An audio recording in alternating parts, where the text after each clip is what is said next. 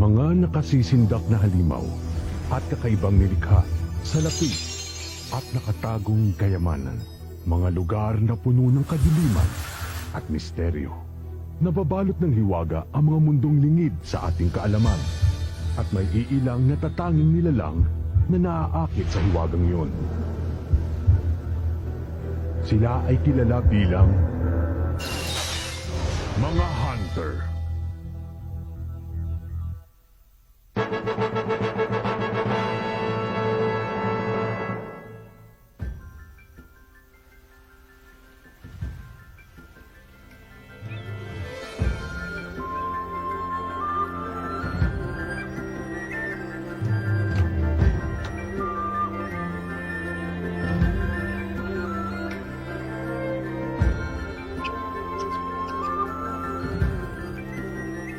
Sinusubukan pa rin ni Gun hulihin yung hari ng lawa? Oo. Araw-araw nga siya nakabang sa lawa. Isang linggo nang walang humpay. Nangako ka kasi na pwede siya mag-hunter exam kapag nahuli niya yung hari ng lawa. Paano pag nagawa niya yun? Sira ka ba? Oh? Kung 5 mga lalaki nga hindi kayang hatakin ng halimaw ng isa pampang, ano pang pag-asa ng isang maliit at payat na bata? Ayaw lang siya payagin itong si Mito na mag-hunter exam kaya niya sinabi yon. Nalimutan mo na bang ganyang edad din yung tatay ni Gun nung nahuli niya yung hari ng lawa noon? Hindi mahuhuli ni Gun yun. Imposible.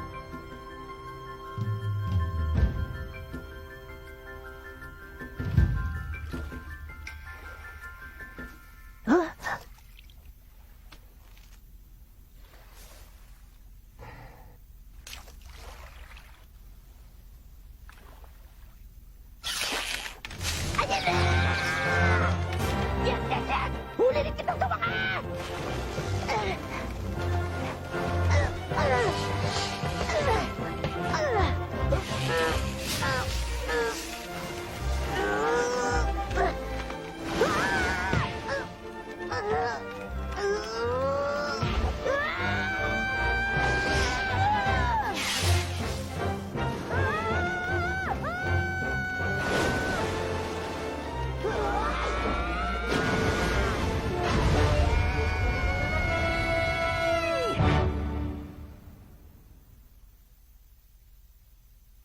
Ang laking huli niya! Yan ba yung pinagmuli ang hari ng lawa? 20 taon din nating hindi nakita yan ah! Sabi sa inyo eh! Tatay din ni Gun ang nakahuli niyan dati! Tunay nga silang mag-ama! Nahuli na ni Gun! Hindi ako makapaniwalang nahuli niya talaga! Nakita mo ba to, Mito?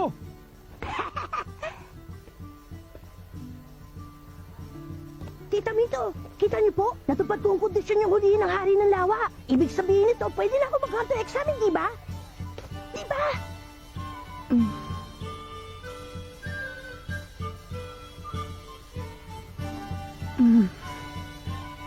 Gagalingan ko po, asahan niyo yun. Magiging hunter din ako, pangako!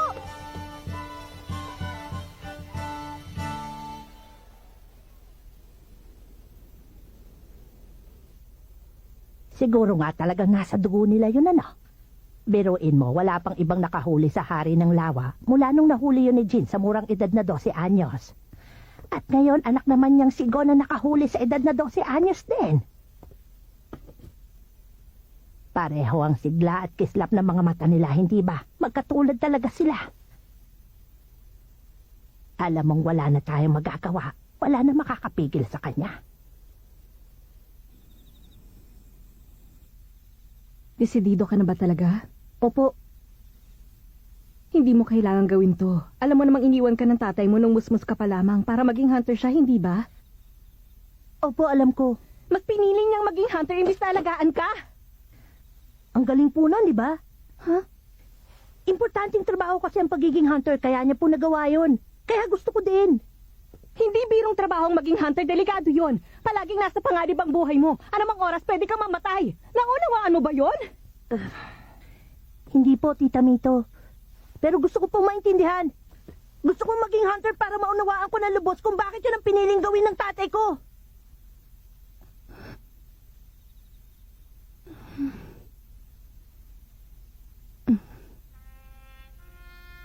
Ay, suko na ako. Mana ka talaga sa kanya.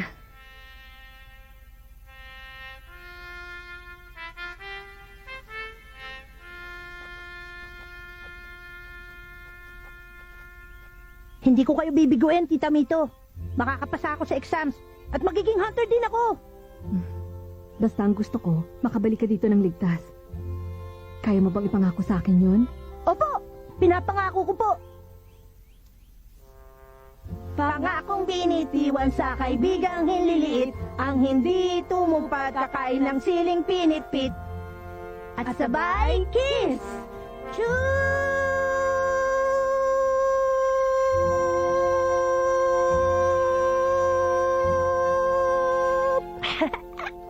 Oh, ha? God. Tita Mito, salamat po.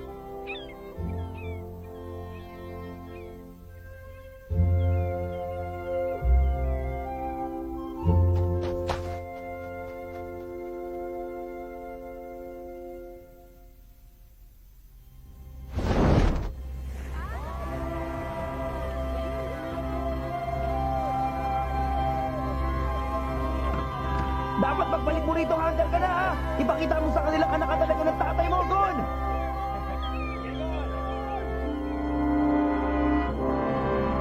Pinapangako ko sa inyo!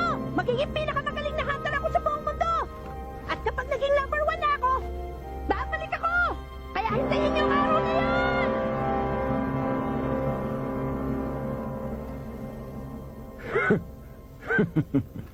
Number 1 hunter sa buong mundo pala. ha? Walang respeto ang isang to sa atin eh.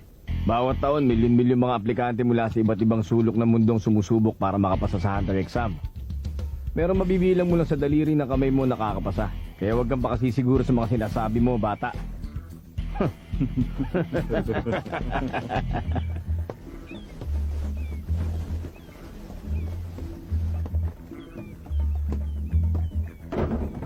Ano ka ba naman, Katso? Paano kung magiging disenteng bandaragat yan kung palagi ka nalang lalampa-lampa?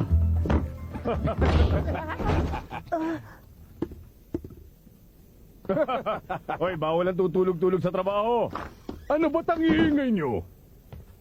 Balik na sa trabaho. Opo. Ikaw, hindi mo ba ako narinig? Huwag kang babagal-bagal. Kilos na. Opo, Kapitan. Sandali lang. Naiwan.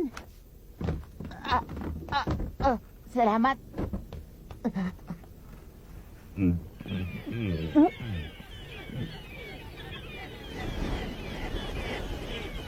May paparating na bagyo. Paano mo naman nalaman yon, bata? Kasi po, yun ang sinasabi ng mga ibon. Talaga? At saka...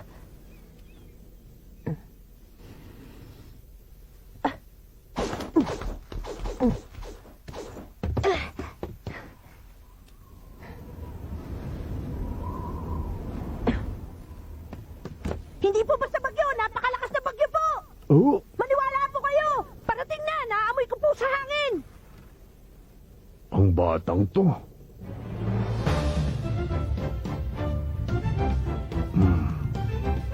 Ang mga matang yan, maaari kaya saang...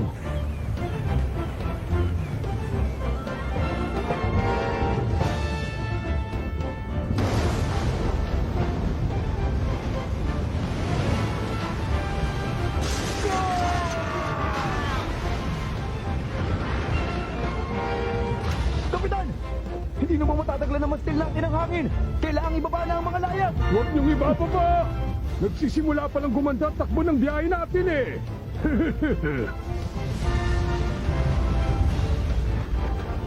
Kapit ng maigi! Todong liko sa kaliwa!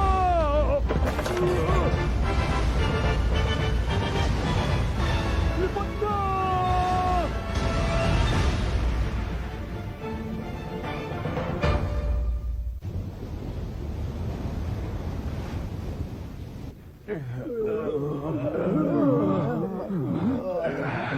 Wala naman palang sinabi sa akin yung bagyong yun eh.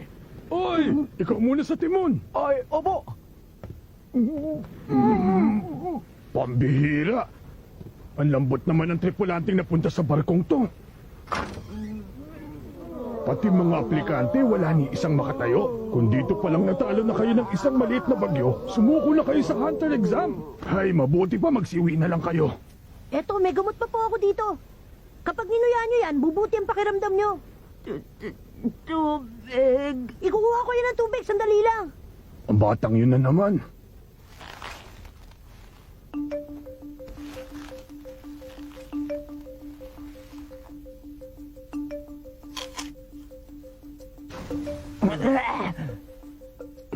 Ang asim naman sanas na to. Aba. Mukhang may iilan din palang tigasin na naligaw dito sa barkong to ngayon, ha? Makikiraan po.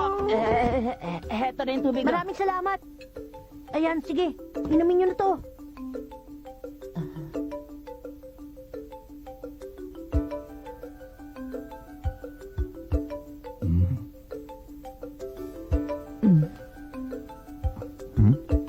Eto na ang baso. Salamat ulit sa tulong, Kuya Kaso.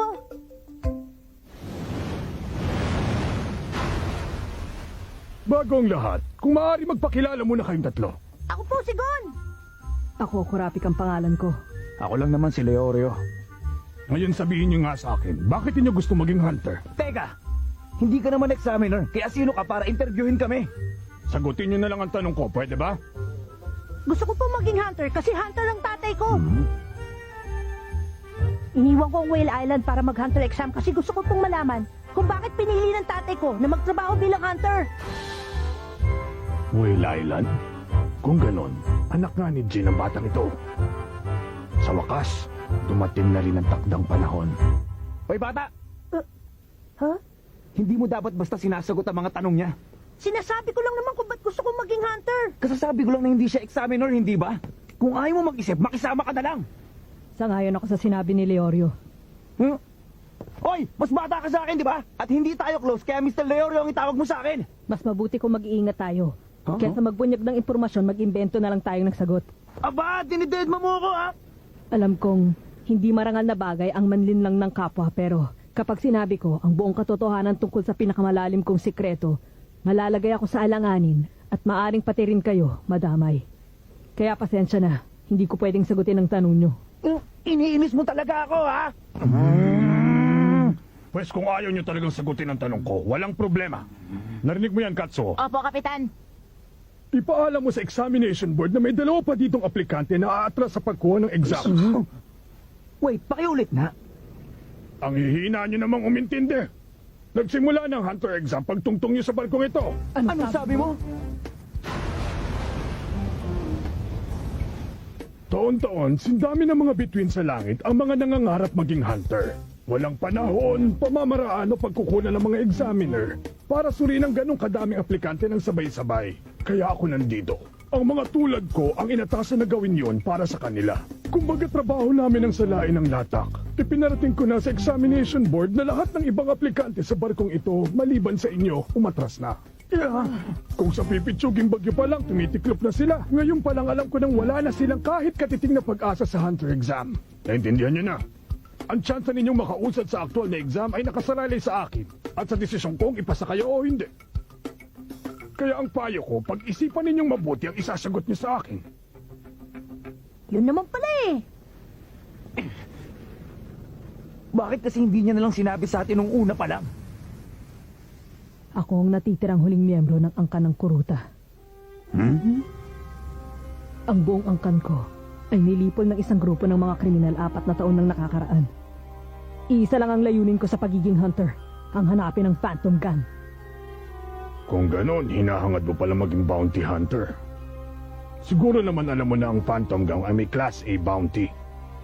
Kahit ang mga pinakabiyasang hunter hindi sila magalaw, masasayang lang ang buhay mo pag tinarget mo sila. Hindi pagkamatay ang kinatatakutan ko, kundi ang posibilidad na maaaring sa paglipas ng panahon, ang galit sa puso ko ay unti-unting mawala ng alab. Sa madaling salita, gusto mo lang pala ay maghigante. Bakit ka nandito? Kailangan mo pa bang maging hunter para lang gawin ang bagay na yon? Sa lahat ng narinig kong lumabas sa bibig mo, Leorio, yan na sigurong pinakawalang kwenta. Sabi ng Mr. Leorio eh! Mga lugar na walang ibang may access kundi hunters. Huh? Mga sikretong impormasyon. At iba pang kalamangan. Siguro nga sadyang hindi talaga kayang iproseso ng mahina mong utak ang mga dahilang yun. Ginoong Leorio! Kayo po, ano po ba ang dahilan at gusto niyo maging hunter?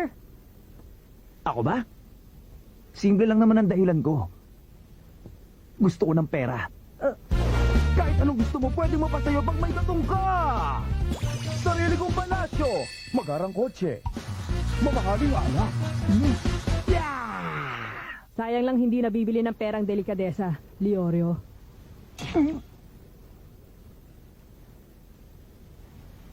Naka-strike 3 ka na. Doon tayo sa labas. Wawakasan ko maduming angka ng mga kuruta ngayong araw na to. Bawiin mo yung sinabi mo, Leorio! Bawiin mo sinabi mo! Mr. Leorio sabi, Oy, kayong dalawa! Hindi pa tayo tapos mag-usap dito! Bayaan muna natin. Dati po, may sinabi sa akin si Tita Mito. Kung gusto mo talagang makilala ang isang tao, dapat mo munang unawain kung ano-anong dahilan ng mga ikinagagalit nila. Napaka-importante pong maunawaan nilang dalawa kung bakit sila nagagalit sa isa't isa. Kailangan nilang harapin yun, kaya pabayaan na muna natin sila. Kapitan! Doon! Tingnan niyo po!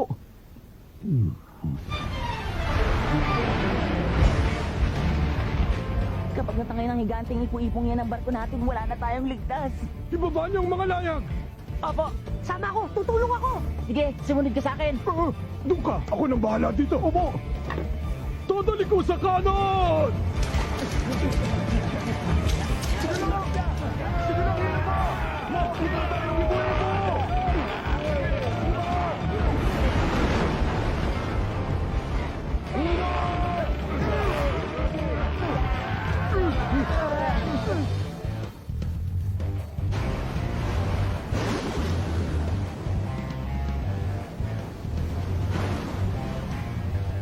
Bawiin mo yung sinabi mo sa akin kanina! Bawiin mo ngayon din at patatawarin kita, Leorio! Ang tigas din talaga ng ulo mo, no? Ikaw ang unang nang bato sa akin. Kung akala mo nga atras ako, pag mali ka! Walang sisihan.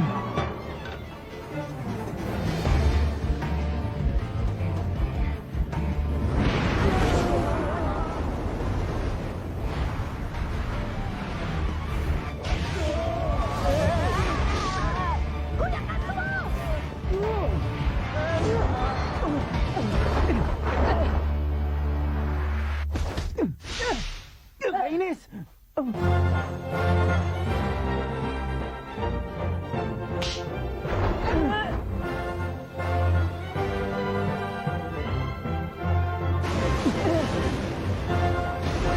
Sabag natin nilahin! Ngayon na!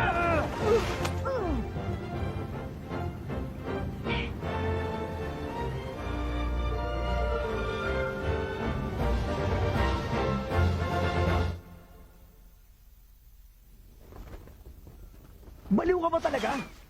Mabuti na lang at nahuli namin ang mga paa mo. Kundi malamang sa tiyan ng pating ka namin pupulutin ngayon. Ikaw talaga, Gon. Mapanganib yung ginawa mong yun. Pero okay naman ang kinalabasan, di ba? Oo. Nahuli niyo ako. Sabay na sabay pa nga kayo eh. Oo nga, pero kahit na. Gon! Kuya Katsuo! Salamat niligtas mo ako, Gon. Utang ko sa iyo ang buhay ko. Oo, pero hindi ko nagawa yan na mag-isa. Niligtas na kita, pero niligtas naman nila tayo. Maraming salamat po sa inyo. Wala yun, no? Huwag ka nang magpasalamat. Wala yun. Ang totoo, masaya kami at ligtas ka. Oo nga po. Salamat po uli. Sige, balik na ako sa estasyon ko. Ano na naman? Inamin kong bastos yung ginawa ko. Pasensya ka na sa akin, ha, Mr. Leorio. Ha? Bigla nagbagong ihip ng hangin. Masyadong formal. Ang sagwa, ibalik mo na lang sa Leorio. Pasensya ka na rin sa ginawa ko. Binabawi ko na lahat ng masasamang sinabi ko tungkol sa'yo. Di ko naman sinasadya eh. Okay lang, kalimutan mo na yun.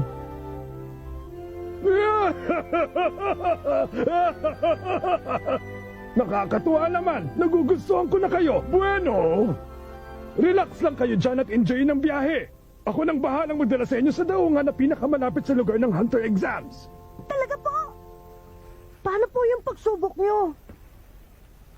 Sabi ko naman sa inyo, ako magpapasya kung pasado kayo o hindi. At para sa akin, pasado kayong tatlo!